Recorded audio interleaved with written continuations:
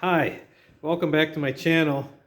Today I'm going to talk about the hydraulic setup on a Power King, and I'm also going to talk about my brake pedal modification and my parking brake modification for a 1979 Power King.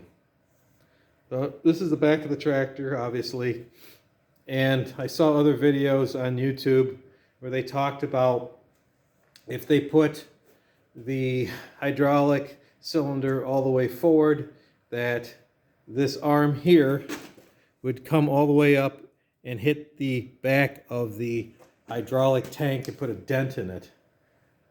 Well, the person I bought it from, John, he did the right thing by not putting the original straps on the tank because he didn't want the tank to get scratched, and he knew about that, so he wanted to move the tank ahead. So he put heavy-duty zip ties on it. So that was great. Problem I had was that when the cylinder went all the way ahead, it still got awful close to that tank. And actually, I got so close I put a little scratch on it. Sorry about that, John. But you can't. It's unnoticeable now. So anyway, what I decided to do was I changed this setup in the back a little bit, and I was very careful because I didn't want to scratch his excellent paint job on this. So this is what he had originally in the back. He made a pin, and I don't know what the setup was originally on a Power King. I have no idea, but I reused the same spring, and I put a longer bolt in here, and then I had two nuts and I double nutted it so they wouldn't work their way off. Also too, the pin that's in here, I cut that pin off because when it did go all the way forward, it did scratch the metal just a little bit down there where the pin stuck through, so I cut it off flush. So it still has the give that it's supposed to because of the spring, and this thing sways back and forth. But now it won't scratch back here or won't dent the tank. It still rubs a little bit up here. But there's really nothing I can do with that without major changing, and I don't want to bother with it, so it's not worth the time and effort. But I didn't scratch the fender or anything, so everything is working the way it should. So now I'm going to take the tripod and move it over here and show you what I did here. One of the hoses I had to zip tie back out of the way because it was originally on this side, so that helped. And then moving up here, I had to add extra washers right in here to shim this out to get this in line. Now, as for the brake pedal modification, I want both brakes to work at the same time, and I don't want to slip and hit one or the other and then it turns right or left. So I bought a brake pedal off of eBay that came off a John Deere 110. And all I did, as you can see, I drilled 2 holes in it and I ran back through the pedal and I bolted on the back side of the pedal, and I took some fender washers and I shimmed it so it's level, and it works really well because I'm not going to be using it for any gardening or anything. I'm just going to be using it to pull wagons. Now, you're probably wondering what, I'll pull the camera back here, what all of this apparatus is. There you go, right there. Well, I really originally didn't like the way you would pull the lever up on the side for the brake pedal, for the parking brake. So what I did was I made my own lever mechanism on the opposite side so I'd have more room for my foot on the running board. Because I noticed with my boots and everything, it was just awkward. Now this was not easy to do, and I'll tell you some of the parts I used, and you can take a look at it and you can see how I made it. And the last part of the video, I'll start the tractor up and I'll show you the close tolerances I had to deal with so this will not hit anything. I mean, it is really close. You probably, like 3 sheets of paper between them. Okay. Let's see. So I'll start on the handle part right here. The handle is off a mini tire changer from Harbor Freight. And that is the bead breaker. And I had 2 of them. I used one for parts, and I had that left over. And I like the fact it had a nice rubber, and it looks like it belongs. Also, too, the reason I didn't paint any of this, because I want you to see what I added. Eventually, I'll paint it all nice and black, and it won't look like this. This down here, if you recognize that, that is part of the handle off the original parking brake.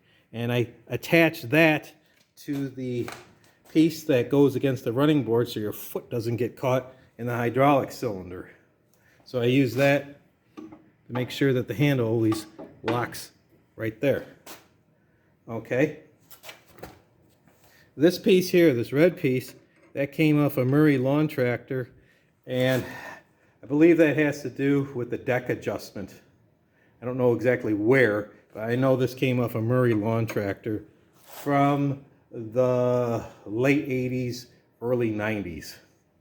And if you look at my other videos, you'll see one of my tore apart. That's the body style. They're awful lawn tractors. This bracket, I don't know where I got that from. This bracket probably came off a lawn tractor. I don't know. But this bracket down here, I know came off a Sears Craftsman lawn tractor. And I think you can see it right in here. Okay, I'll get the camera a little bit closer so you can see it. All right. And then I came on the back side and I shimmed it. There we go. I shimmed it and I bolted it to the original mechanism. Okay? As you can see, this parking brake mechanism actually follows the shape of this arm. And I had to use special head bolts so they wouldn't rub. That's how close the tolerances are, because if I used a regular head like that, it would have hit. All right, and that's how it works. Now, I'll show you how I pull up on it. I won't climb on the tractor, but I'll push down with my hand. This.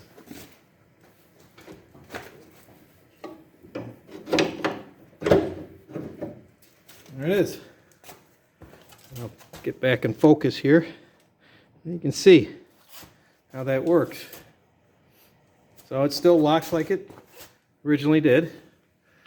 Right down here. Okay. And then the handle is straight up here so you can see it, so you know the parking brake is on. It's visible. And see? There it is. And you just step on it and you pull it back down. And I had to shave the side of the 110 John Deere pedal here so it goes past it, but it locks right behind it, so it looks pretty cool, I think. All right, so now I'll put it back down. Try to get this focused a little bit. I'll press on it.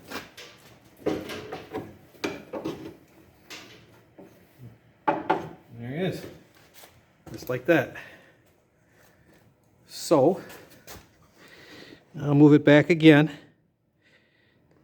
And, well, yeah, I'll do it 2 different ways. I'll start the tractor up, and then I'll run the cylinder so you can see it. And then I'll move the tripod closer and I'll shoot down on it so you can see how close the tolerances are.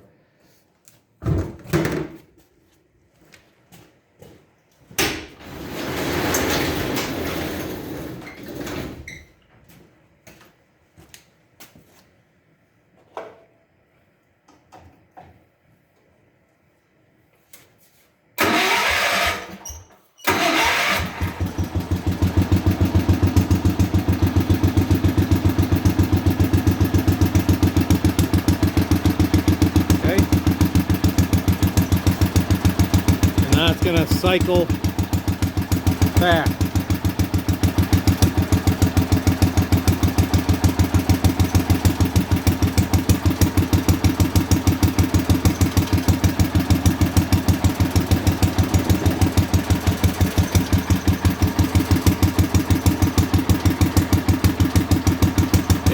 see, I had it ground down this right here so it wouldn't hit up in there. And I did the same thing to the back one, like I said before, so it wouldn't hit the tank. I ground that down, the point off of it.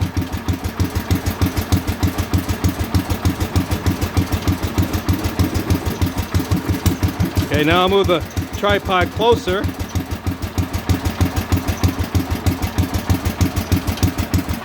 And I'll show how close this baby is.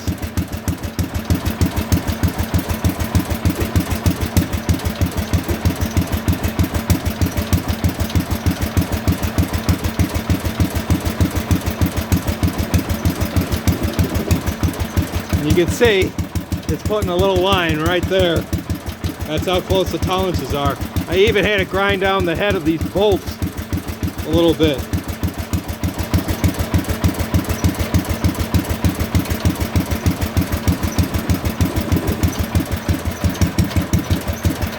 I'll show you the back side back here.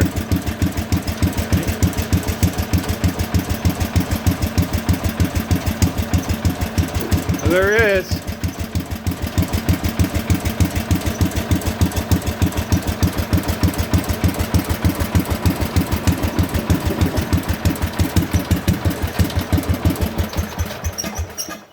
So if anyone's thinking about modifying the parking brake mechanism on a 1979 or similar model Power King, it's not that easy to do, but it is possible. And I'll move back like this so you can see what I did, the shape of all these brackets, so you know what you're going to have to do. If you like my video, please subscribe. I need subscribers, and I'll continue to post more videos like this. Thank you.